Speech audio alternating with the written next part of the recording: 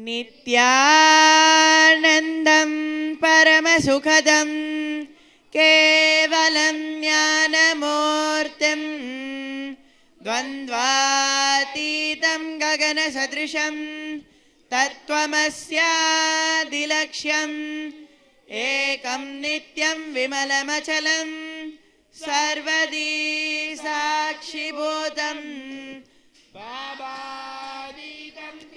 Rahitam Sadgurum Tam Namami. We welcome all the Shri Mahants, Mahants, Kotaris, Tanedars, Balasanths, visitors, viewers, disciples, devotees, Samajis and Satsangis for this Vaakyaartha Sadhas conducted by Balasanths of Nithyananda Gurukul. The topic for today's Vaakyaartha Sadhas is how we can pay more attention to the experience of oneness more than our problems.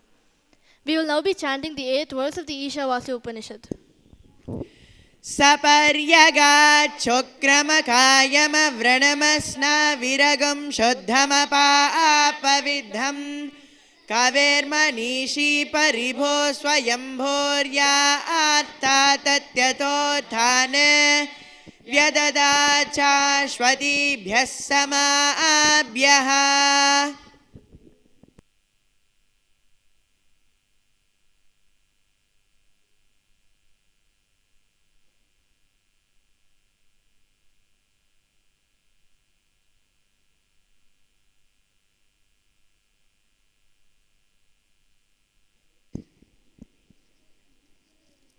Can you tell what is actually oneness and what is that space of Advaita actually?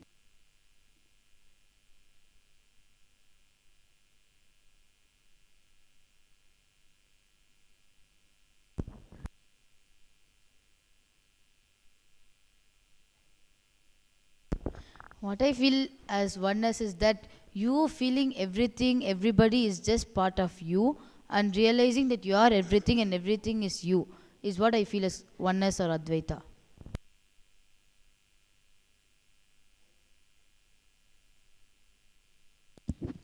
And just adding a point, oneness is basically when you feel that whatever happens inside you is happening, the whatever happens inside you is the same as whatever happens outside you. If somebody comes and shows anger towards you, it's the anger which you carry inside. So when you know that others, whatever happens outside is the same as whatever happens inside, so you are able to complete inside, and the same way outside completion happens. So when you understand that there's nothing different from whatever happens inside and whatever happens outside, you are one with everything which happens outside. What I think as oneness is like basically knowing that everyone and everything or everything that happens is just part of you. Like how the Upanishads say that there's no such thing as inside or outside, far off or near. They're just basically, it's just basically all you. That's what I think as oneness is.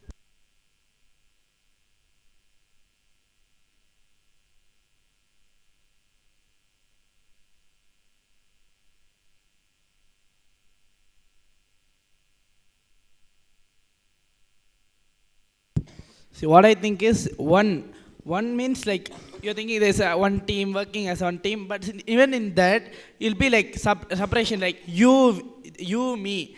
But in oneness, like it's everything is me. Like all the things around you, all the people, all the souls, everything is you. You just have to realize that that is you, and but the realization which when you experience it only, is the space of Advaita.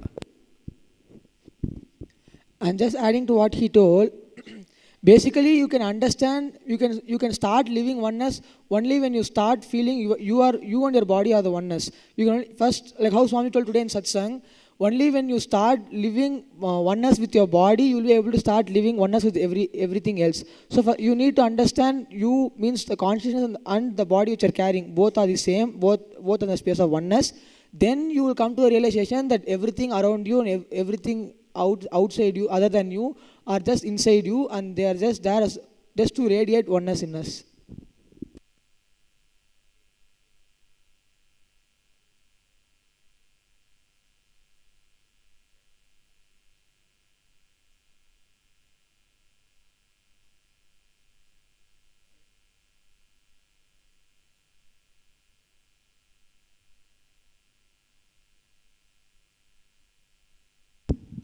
So, what is the easiest way and the first way we can start experiencing oneness in our everyday life?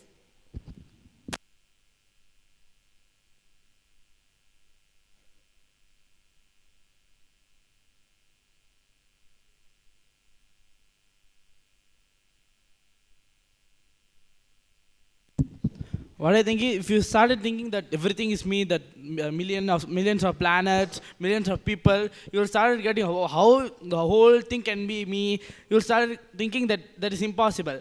But when you started feeling oneness with you, with each and every part, body, mind, all part of you, you'll be easily able to feel the oneness with all people around you. First, you have to feel the oneness with yourself.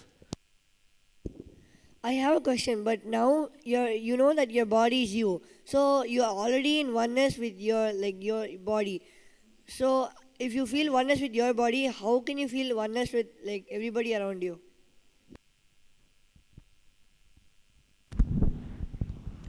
What I feel is like everybody is the ultimate reflection of you, right? So what you reflect inside is just reflect in everyone.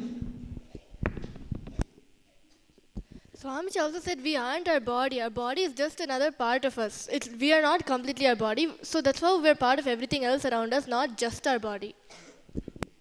And what I think is we didn't realize that we are feeling oneness with our body. If we really feel oneness with our body, we never get incompletion, and we don't put our body into so much of disease and things like that. Because we don't care for our body, because we don't care for our body, we put all our incompletion on our body, and we get into we get disease, and then we start living such a worst life. So only when we start understanding that our body is just as we have to feel the consciousness, and the body is the same. It's because of the body we are able to live the consciousness with everyone else, and it's because of the body you are carrying you will be able to achieve the enlightenment. So only when you have these understandings, and only when you start living with that, you will even achieve a space of oneness with your body.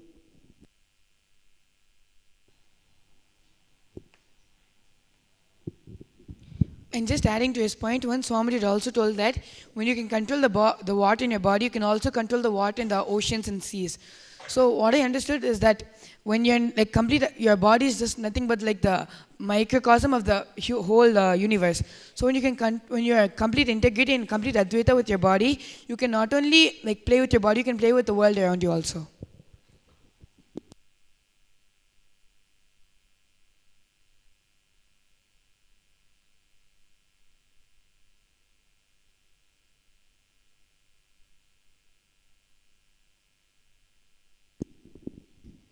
Will yoga help us to experience the Advaita with the body?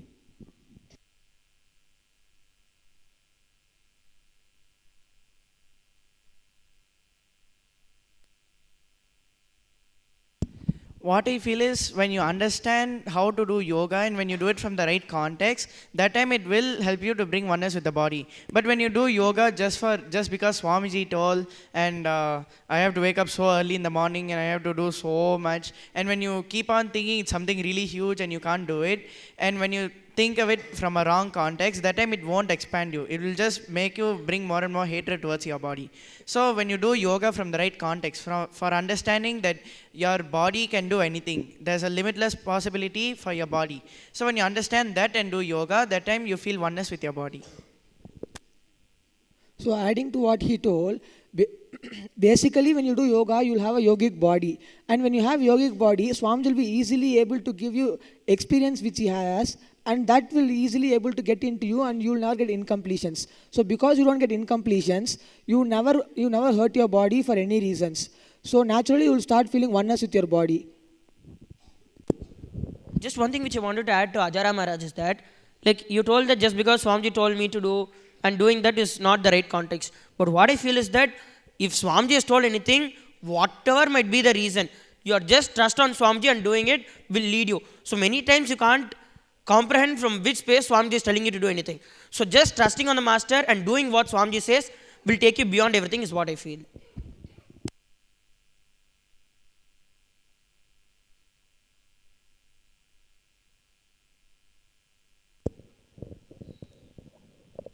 And one more thing which I feel about the body, about doing yoga is that whenever you do yoga, you have that awareness which gets into you. So you basically start loving your own body. You understand the different possibilities which your body can express.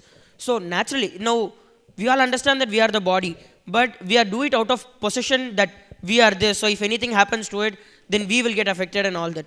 Now if we deeply understand that we are the body, then whatever problems you might have, whatever incompletions you have with your body, the moment you will be able to tell it, and that should just disappear because you know it is yours. So what I feel is that we do it out of possession, but instead if we do it out of gratitude, that this is also one of the ways through which I can enrich the whole world, through which Mahadeva is flowing through me, then naturally all the incompletions which you have with your body and all that will disappear, and you'll experience oneness with your body is what I feel.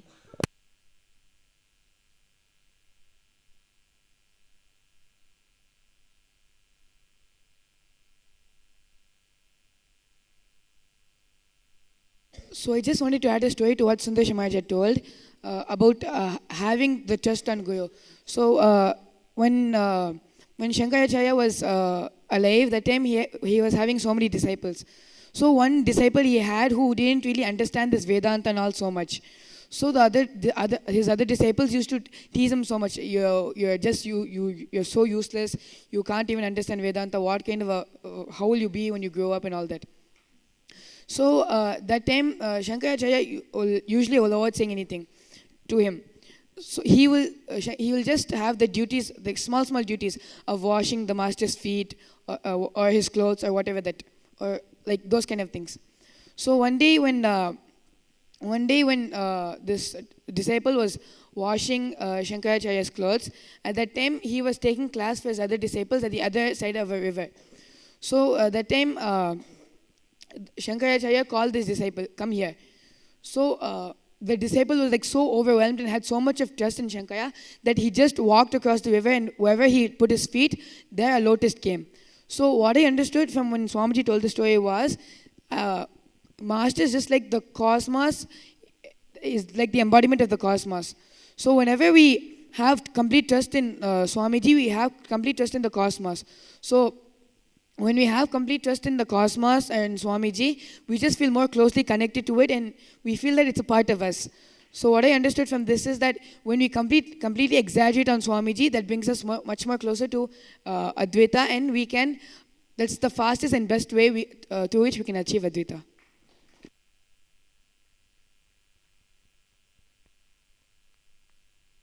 But I have a question. See, like about what you said, like when we trust Swami and have complete devotion towards Swami, it's bhakti, right? But how will we realize that, how will we feel Advaita in that situation? Because we feel that Swami is different from us, right? That's why we feel devoted.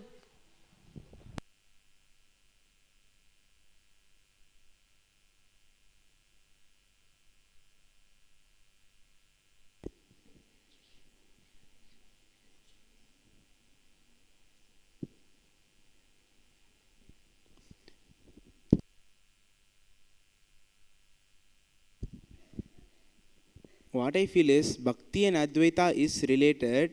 Like the Bhakti, what I understand as Bhakti and Advaita is, the Advaita when you feel with Mahadeva, when I feel Advaita with Mahadeva and Swamiji, I feel that Swamiji is there in every single thing, and that minute when I understand that gratitude or that joy and that bliss which comes, that turns as devotion towards him, which also strengthens my space of Advaita.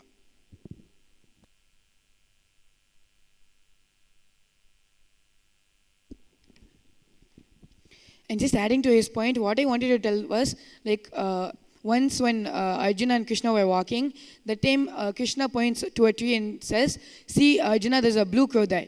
So Arjuna turns there and sees, and he sees a blue crow and he says, yes, Krishna. Then Krishna will tell Arjuna, hey, fool, how can there be a blue crow? Only black crows exist. Then Arjuna will tell Krishna, no, really, when you told that there's a blue crow, I really saw a blue crow. So even when Swamiji told this story, what I understood is like, when Swamiji told this, I just understood that Arjuna trusted Krishna more than what society or anybody used to tell him, that only black crows are there, there's no such thing as blue crows and all that. So so when we have bhakti towards our master, guru, or anybody, that time even the trust develops. Like how we trust our hands or our legs or something, we even start trusting the master when we have bhakti towards them. So naturally, when trust is built, when trust and friendliness comes, the Advaita just automatically overflows.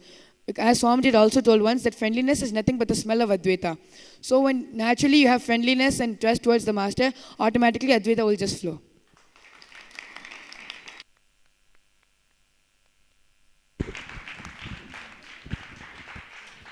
And also, Swamiji told when he was in Haridwar, there was a Nilakanta temple. So when he went into the temple was really huge. But when he went to the deity was really small. It was a very small Nilakanta deity.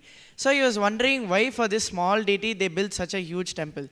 Then he understood the context for building a temple itself is just to remind that the deity is there inside you. The deity is you, and like worship, how you worship the deity, same way you are worshipping the deity which is there inside you. So the deity and you are nothing different. When you have bhakti towards the deity, you are one with the deity.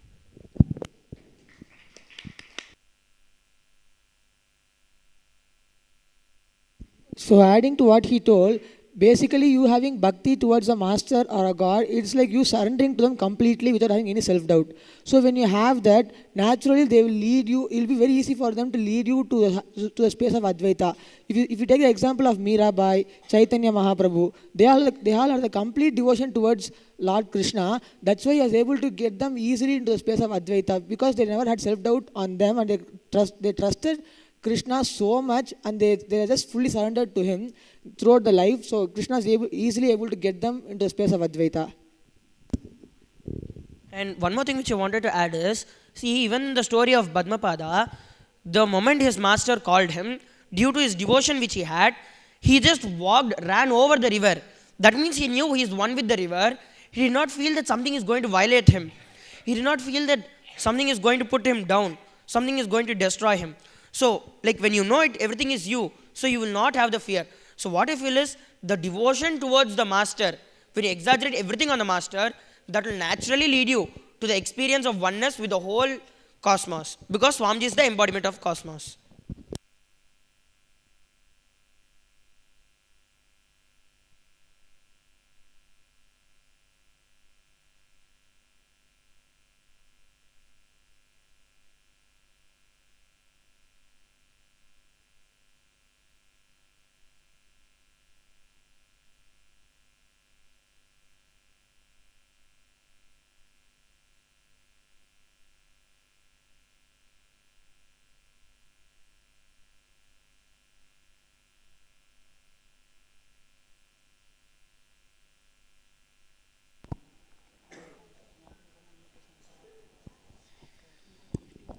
I have a doubt. If everyone is part of each other, then if one person is enlightened, that alone is enough, no? Then why is that everyone should get enlightened?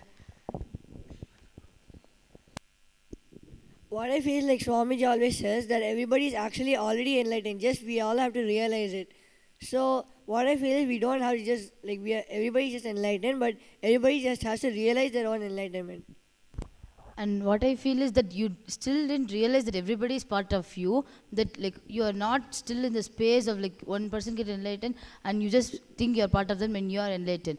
Because we feel we are an individual consciousness, so we have, it is us like we have to discover the consciousness. And also, what I feel is enlightenment is like an experience which happens to you. When others have that enlightenment, if you feel that their enlightenment is the same as the enlightenment which is there inside you, you can still live like that, and you will still be enlightened. But for us to realize that we are enlightened, we need a really strong experience which should happen to us. If you think that Advaita alone can bring us enlightenment, then there's nothing wrong in that. If others are enlightened, you will also be enlightened. But for us to experience that enlightenment, the experience has to happen directly to an individual. That's what I feel.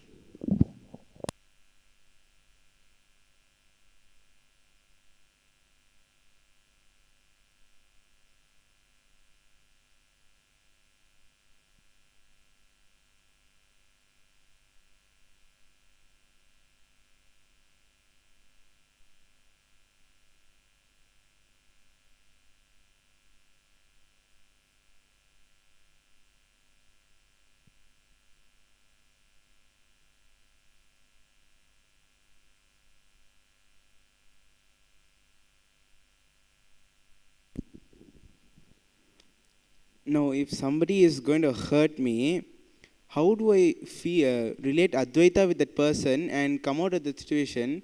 Because that person is not is going to hurt me and harm. So how can I actually feel Advaita with that person and come out of that situation?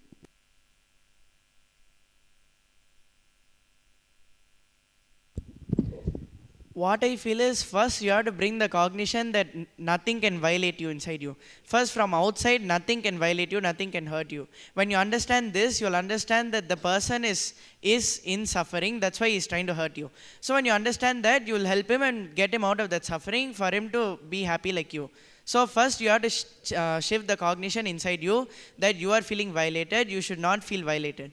So first, when you feel that you don't feel violated, that time you can easily help the person and enrich the person to come out of their suffering.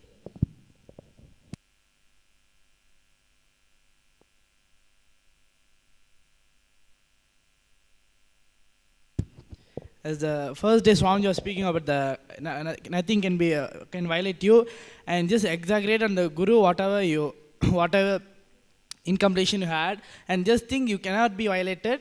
You'll be just you'll experience it today. Swami told. So the first thought I had that the time was that monkeys will in ashram, actually in Gurukul, monkeys will be here and there roaming around, and I'll feel it. The monkeys will hurt us. So whenever the monkeys is there, I will not cross that place itself. So in that day when Swamiji told, the first thought I had is this only. So somehow I'll experience this with the monkeys, by telling the monkeys, just by thinking in myself that by thinking that you are part of me, so you can't hurt me, I am part of you, so please go away from here. When I had that thought, every day monkeys will be coming to Gurukul. So at that time when I went, and that cognition I went to Gurukul, the whole day I didn't see even one monkey. So that time I had the click, even though I didn't really see the monkey, I didn't perceive the monkey and tell the monkey to go, but by having a single thought and connected with the monkey, even the monkey didn't come to that Gurukul itself. In the same way, if you feel the oneness with the person who's hurting you, even though he's in the situation he's going to hurt you, just feeling that you are part of me, you can't hurt you, you can't hurt your part itself. Just thinking, having that thought itself will just make him complete.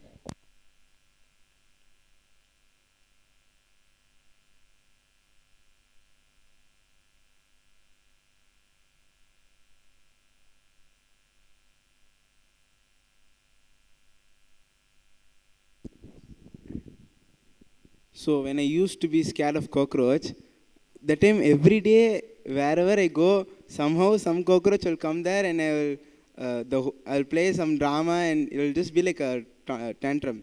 Then after one day Swami speaking about this Advaita and oneness. So I was thinking, okay, let's try putting oneness with this cockroach. So that day I sat and I actually created that oneness with the cockroach, knowing that I am also consciousness, that cockroaches has consciousness. So that day when the cockroach came, I did not feel any fear or any that irritating feeling with the cockroach. And from that day onwards, I did not even see one cockroach till now.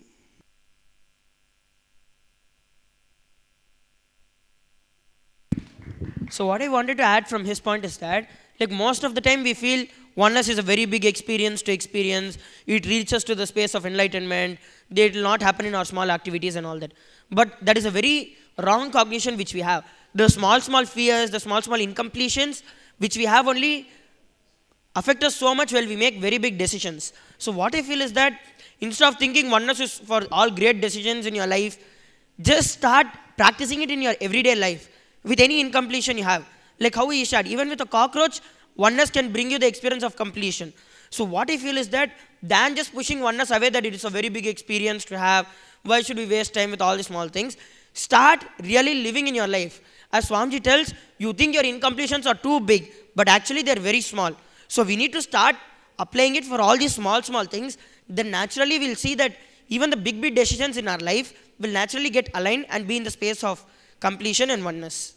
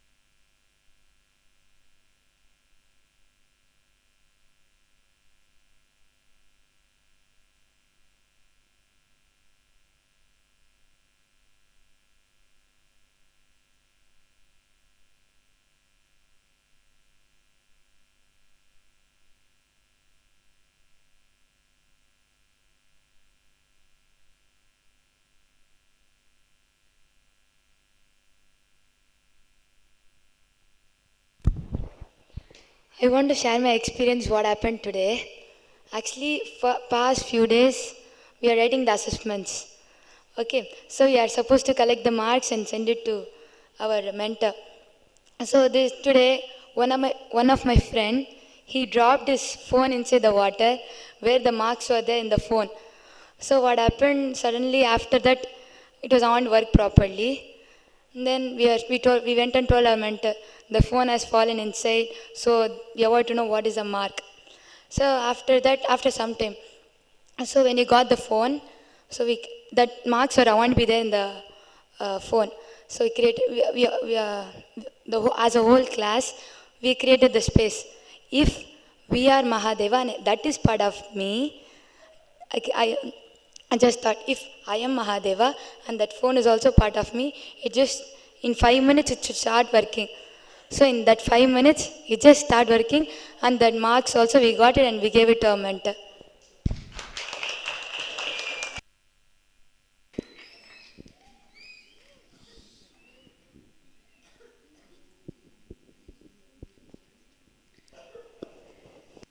Okay, I just wanted to share one of my experiences related to like how you can experience oneness with nature. So one day I had actually gone to temple with a few of my kids for performing the Homa, and so at that time in between, I actually started feeling kind of like what do you say, restless and all that, and I wasn't actually there participating with the Homa. So correctly at that time, Swam did come to temple, and then he told, "No, you're not chanting authentically. Stop and start chanting the whole thing again." And your space should be such it should rain after you do the Homa. Okay? And then after Swamiji told this, he went off. So the first thing which came to my mind was, how am I going to make it rain? I didn't have any trust in myself that I would make it rain. So then, but I couldn't just leave that. I had to continue the Homa. So I thought, okay, Swam just told me to make it rain. I have to start now. I have to do the Homa. So again, I started the whole. Again, I started the chanting again, and we came till the end of the Homa, and still there was no sign of it raining or anything. So I was like sincerely praying. Oh, Swamiji told me to make it rain. Please rain. I was like sincerely praying inside and continued chanting, and then finally we had offered the Punauti and everything was over. And so after everything was over, still I didn't see any sign of it raining. Then okay, what to do? I started thinking and I started packing up everything. And then while we were packing, one kid, the other kid who came with me, he told his mom is coming to temple. So I started getting really scared. Yo, it didn't rain. Still, I thought that it didn't rain. Even though I had prayed and Swamiji told and all that, still I was thinking that it didn't rain. So then as Swamiji came close to temple, he called, "Hey, Mangalananda, you know it's raining." So I was like so happy because first I didn't believe that it would rain. Second thing, I didn't even know that it was raining. The only thing I remember doing was deeply praying when offering the Punauti. I just deeply prayed that Mahadeva should somehow make it rain. And then Swamiji had come to temple and he told it's raining. So first thing I asked Swamiji, really is it raining? He told yes. And then he told come into Namaskar. So I went to him and did Namaskar, and that time he had blessed me that you will always have the Siddhi to make it rain whenever you do any Homa. So what I understood from this was that, see, everybody in our life will be inauthentic. At one point of time, everybody will be inauthentic. And Swamiji catches us for inauthenticity. But what Swamiji really wants us to do when we're inauthentic is not just continue being in the same space, but to evolve and transform and to make whatever that is to happen. So what I understood from this was whenever we are authentic and we do what Swamiji wants us to do, he showers us with what we need and what we need and something even more than that.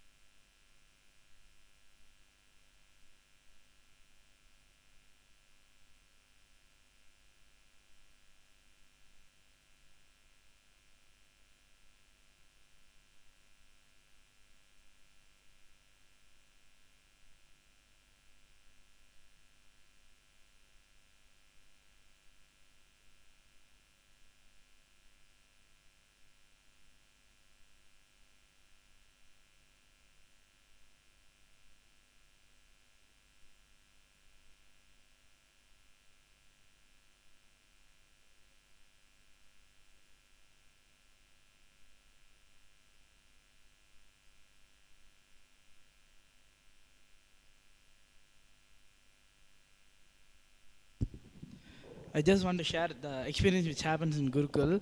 See, the first time, maybe I didn't really remember, but when we started the blindfolding, only the Siddhi was taught to only one kid.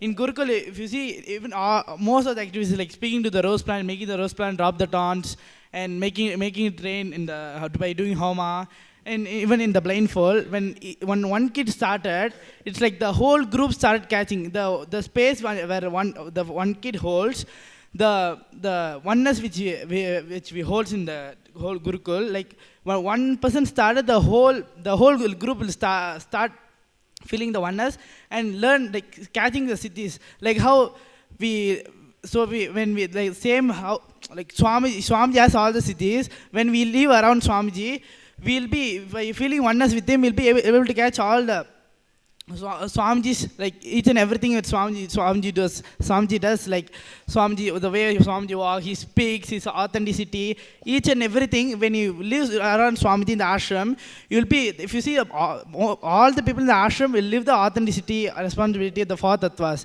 because the space where Swamiji is around, the space, the oneness space which is carry, we'll just mirror him, and we also will become like him.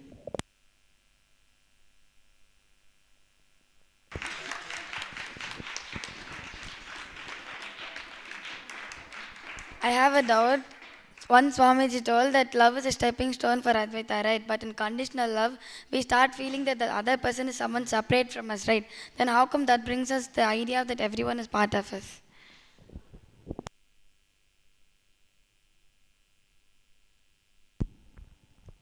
What I think is that when we even start showing the conditional love, and we start with thinking, even though we think the other person is different from us, when we start with that, we'll just gain the experience of how it is to feel, how it feels to give that love. So when we've experienced that, we'll just naturally grow and expand more and more in that, and we'll just expand into unconditional love, which will lead us to Advaita.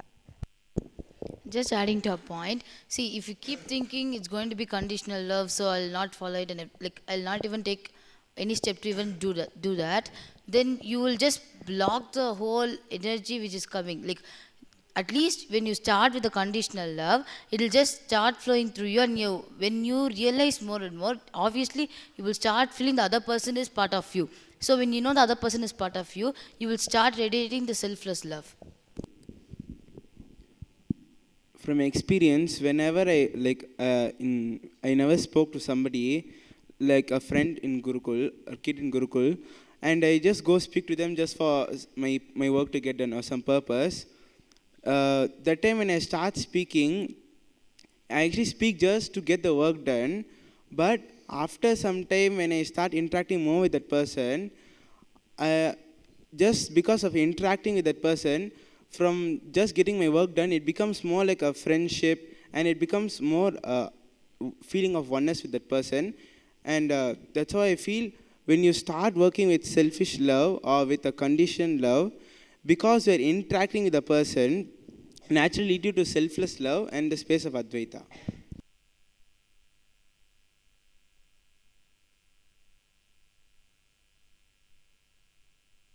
I have a doubt with what Moksha Maharaj shared just now. He was saying that he went to somebody just to get his work done, right? So I have a doubt. See, you see somebody and go to them because you know the utility value of them, right? So how will you know the quality of them? Because you just see the utility value and go speak to them. See, like take example. I go to my friend and tell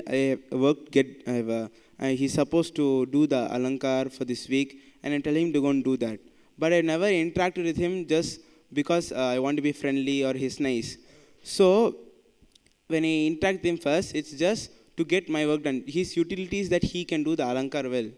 So when I start interacting, naturally I'll understand his qualities because I'm interacting with him. I'm talking with him. I'm speaking with him, and I'm being with him always. So naturally, you will get to know the person's qualities also.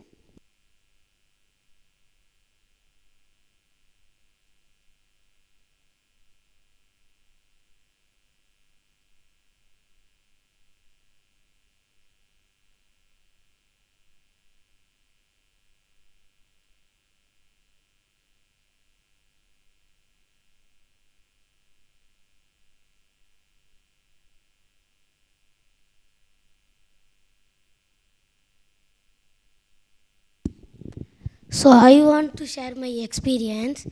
Last week when Swamiji called me for some meeting, that time he was speaking to my parents and few other Gurukul kids. So just I thought Swamiji should speak to me. Within few minutes he just turned to me and spoke. So from this I understand that I feel oneness with Swamiji.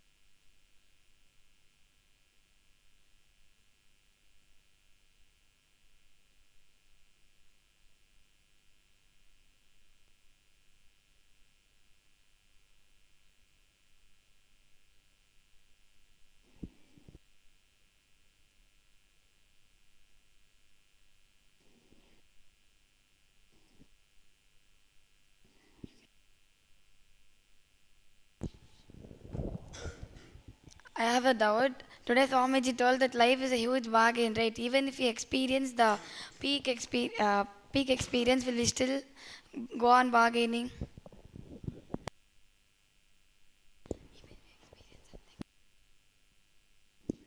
What I feel is, if when you experience Advaita, you'll not want anything else because Advaita itself, it gives you feeling that you are everything. So when you are everything, how can you want something else? So what I feel is when you experience Advaita, you'll not want anything else and you'll not give up Advaita for anything else in your life.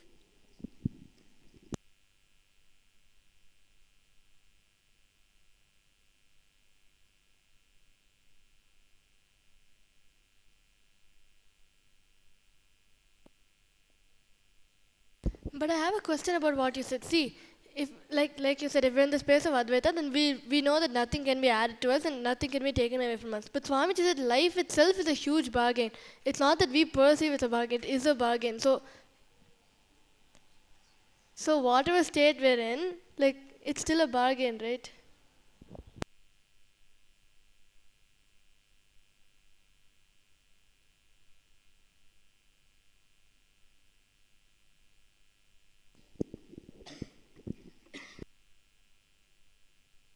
See, what I think is oneness is the space of reality, and Swami also told the space which we are, the whole life is a bargain, right? That is a space of truth, Swami told. So when you started from normal, that you think that you started that feeling oneness with yourself, and by following all the quality of living Shivoham, or if you start all that, you'll go beyond the truth, which is that whole life is a bargain, and you reach the space of the reality, which is consciousness that everything is you, use everything.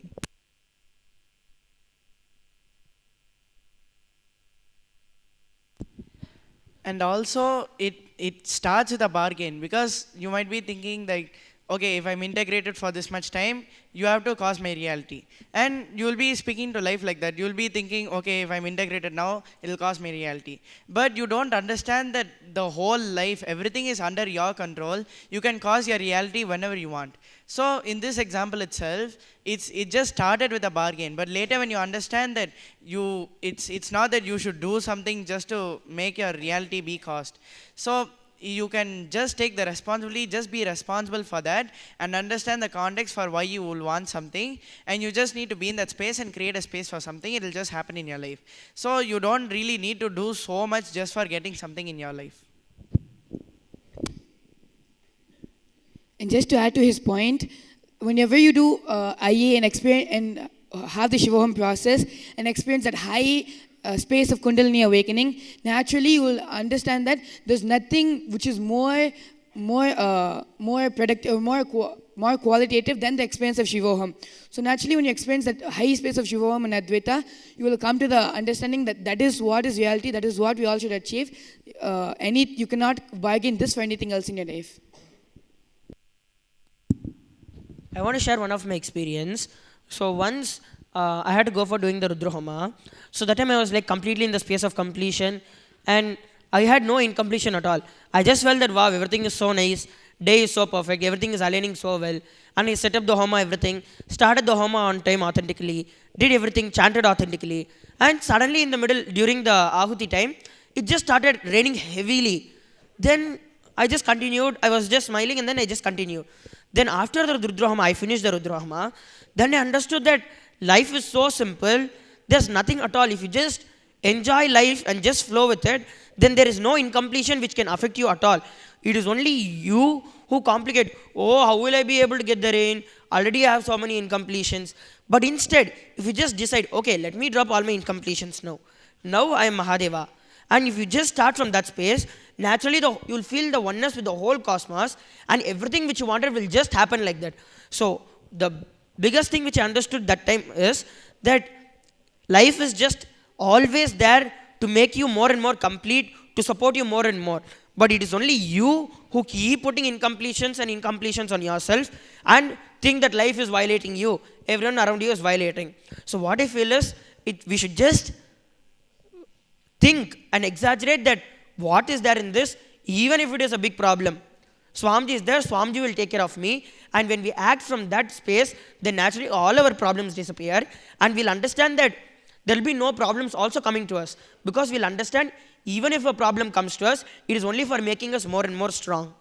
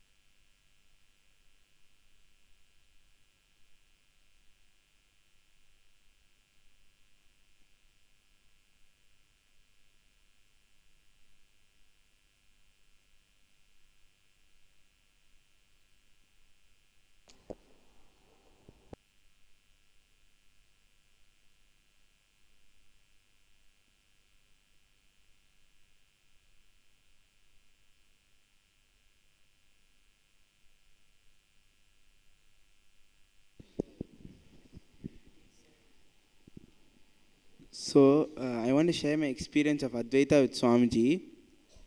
So like before and all, I used to think Swamiji just as a like an enlightened master, a great person, but I never felt that oneness with Swamiji.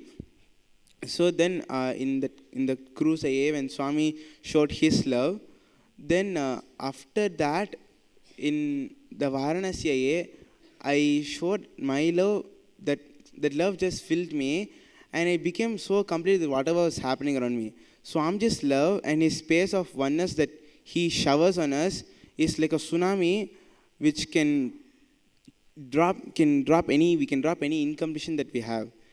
So even one like on Facebook or a blessing, or when Swami looks at us, just any incompletion we have can drop, because even those small acts of Swami carry so much of meaning and so much of oneness and love for us.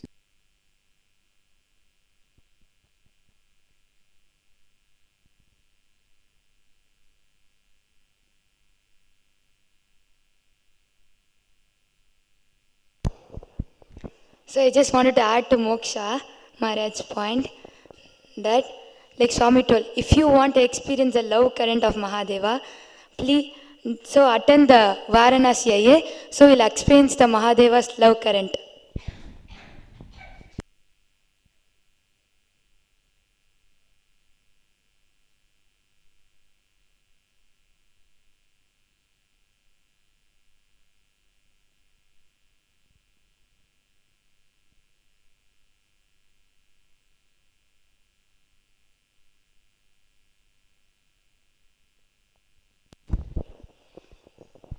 I want to share my experience.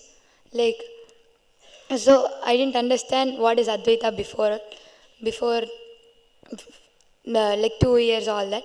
So one day when I came to know that when I came one day every morning I do puja, so that day I really felt so much completion. So in the afternoon there was honey materialization from Swamiji's photo. So I didn't think, is it real honey or what is it? Did my parents pour the something on Swamiji's photo? But I just saw, then it was really honey. Then after that in the evening I took Swamiji's photo and put it in the hall. So that time I really thought, okay, we'll check if my space and Swamiji's space is same. So I'll check will honey materialize. So I bought everything, arranged everything. I just did meditation. After that I thought to open. Oh, is honey materialized? I just wanted to open my eyes and see the honey is materialized. But my inner space told, no, avoid opening. Just be in the space of Shiva, Mahadeva. So after that, after some time, after finishing the meditation, I just opened my eyes and saw honey was materializing from Swamiji's broken photo. So I really understood. Even anything is which is broken or which is not completing you, will just really complete you.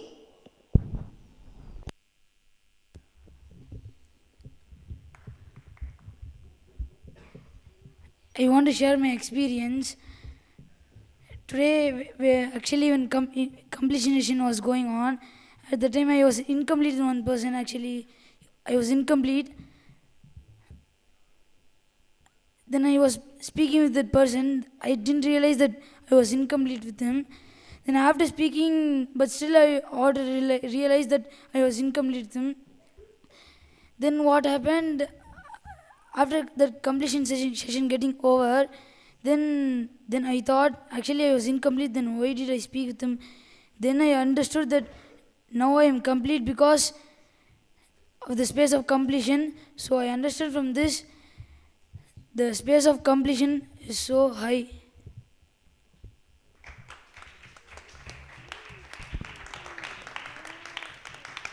I have a question. So is exaggeration on the master and oneness the same thing?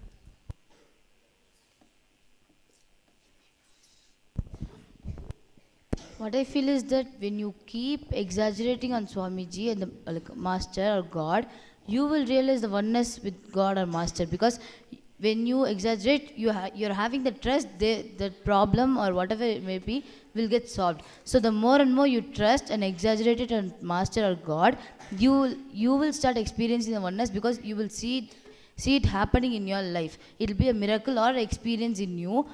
Then you will gain more and more trust and you will start experiencing the oneness.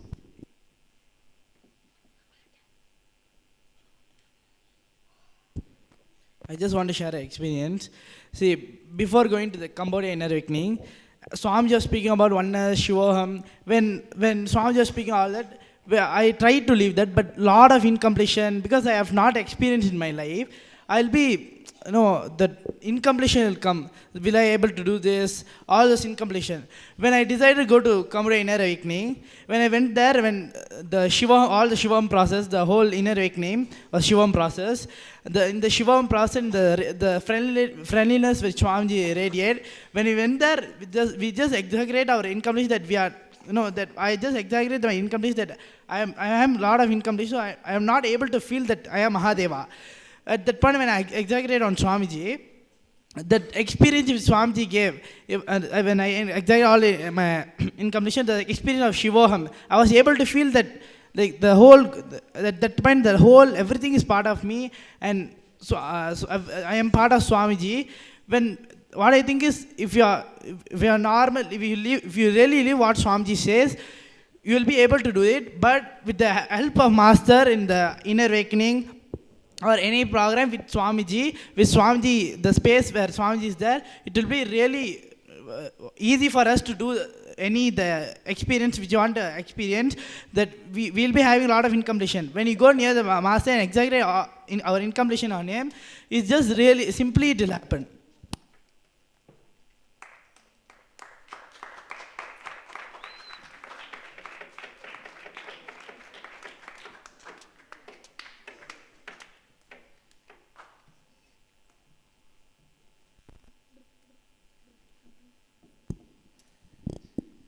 I have a question now. I still don't understand how Bhakti and Advaita are same, because in Bhakti you're like having that feeling of gratitude to like the master. So at that time you feel that the master is giving you so much for you to go to higher and higher spaces. So at that time the master is different and you are still reaching to the master. But Advaita, you're supposed to feel that you are the master himself. So how do you have Advaita and Bhakti at the same time?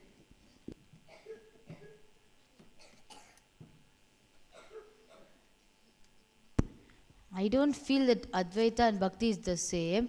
I feel like the more and more you start having the devotion, it will lead you to the oneness, is what I feel.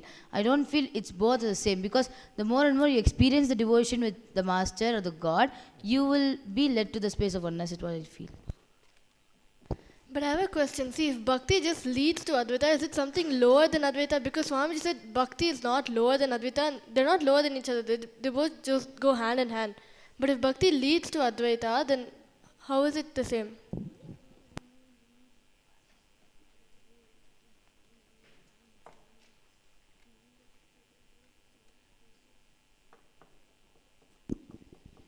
In Haridwar, Swami was telling, when he gives you that love, and when that love fills you, and that is when that Advaita happens, you feeling the oneness of the Master. He told it as you, me. So there's no separation between you and Swamiji, because his love fills you, and when it returns back to him, it turns back as devotion, as bhakti. So I feel that's the connection between bhakti and Advaita. And what I think is, you only feel bhakti towards something or someone, like say Swamiji, because you relate with him in one way, right? You relate with him, so you feel that he's part of you. Only then you'll experience the bhakti with anything, right?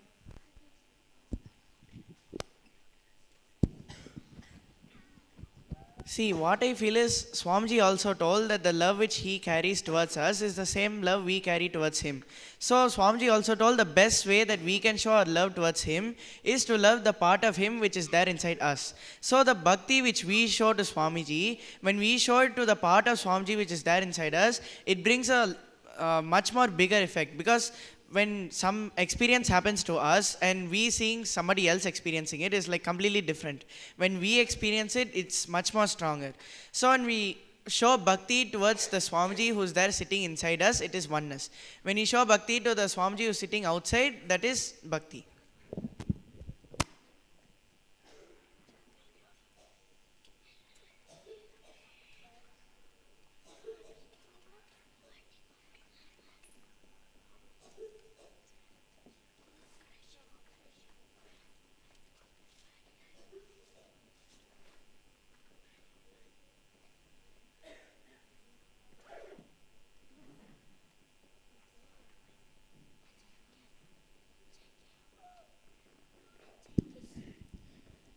So adding to Ajara Maharaj, like when I was taking Krama, the time I started completing it with all my friends and all that.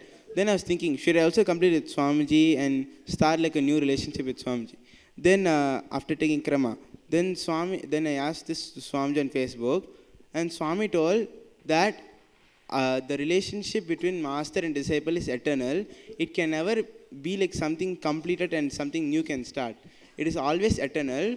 So from this I understood that the master and the disciple, like Swamiji, his love and oneness is forever. It can never be like stopped, or it can never be disturbed.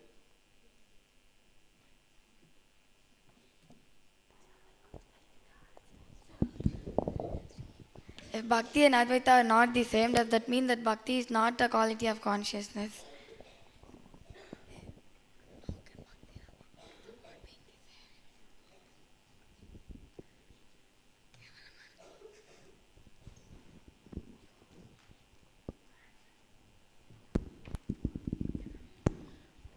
What I feel is that bhakti is also a quality of consciousness, because when you, like, as we already discussed, it leads us to the oneness, which is again the quality of consciousness. So obviously it is also a quality of consciousness, is what I feel.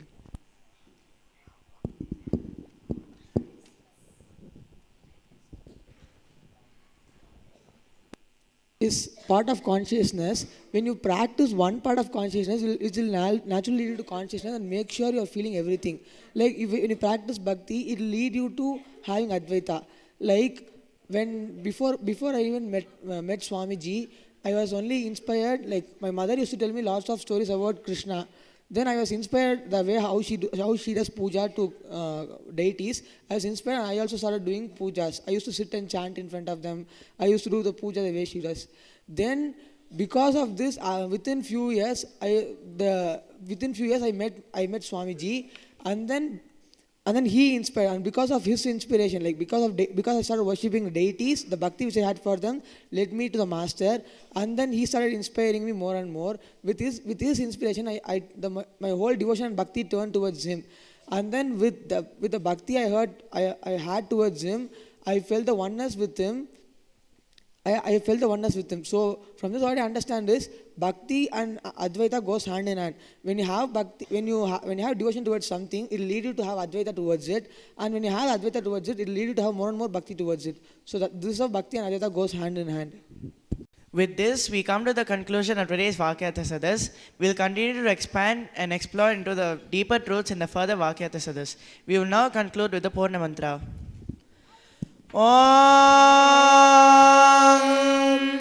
Purnamadah Purnamidam Purnat Purnamudachyate Purnasya Purnamadaya Purnamevavashishyate. Om Shanti Shanti Shanti. Hari Om Tat Sat.